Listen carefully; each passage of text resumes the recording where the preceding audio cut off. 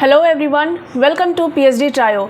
मैं विशाखा आपको UGC NET political science paper 2 के लिए यूनिट 4 को पढ़ा रही थी, जिसमें हमने पढ़ना स्टार्ट किया था कंपैरेटिव पॉलिटिकल एनालिसिस, जिसके सेकेंड टॉपिक को हमने स्टार्ट किया था, जिसके अंदर है कॉलोनियलिज्म एंड डीकोलोनाइजेशन।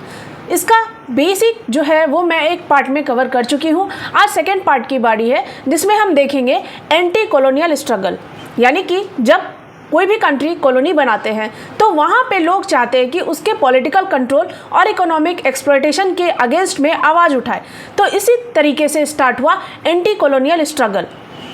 तो एंटी कॉलोनियल स्ट्रगल का बेसिक मतलब क्या हुआ? कॉलोनियल रूल के खिलाफ मूवमेंट, जहाँ पे फ्रीडम और इंडिपेंडेंस की बात की गई। अब यहाँ पे कुछ कीवर्ड्स आते हैं, जैसे कि रेसिस्टेंस, फ्रीडम स्ट्रगल, इंडिपेंडेंस। ये सब कीवर्ड्स अगर आपको मिलते हैं तो समझ जाना है कि एंटी कॉलोनियल स्ट्रगल की बात की जा रही है। अब क्या हर जगह पे कॉलोनी में एक ही जैसे स्ट्रगल हुए? नहीं, अलग अलग टाइप के हुए। जैसे कि कुछ जगहों पे वायलेंट स्ट्रगल हुआ, दूसरे जगह पे नॉन वायलेंट स्ट्रगल हुआ, कुछ जगह पे हमें मिक्स्ड फॉर्म देखने को मिलते हैं, जहाँ पे वायलेंट और नॉन वायलेंट दोनों तरीके को अपनाया गया। अब अगर नॉन वायलेंट तरीके की बात की जाए तो इसका बेस्ट एग्जाम्पल आपको इंडिया में देखने को मिलता है, जिनके की थिंकर्स हैं महात्मा गांधी। दूसरा है वायलेंट स्ट्रगल। यहाँ पे वायलेंस का सहारा लिया जाता है आपका मूवमेंट करने के लिए। तो इसके की थिंकर्स है फ्रेंच फैनॉन। इनकी एक इंपॉर्टेंट बुक है the rest of the earth.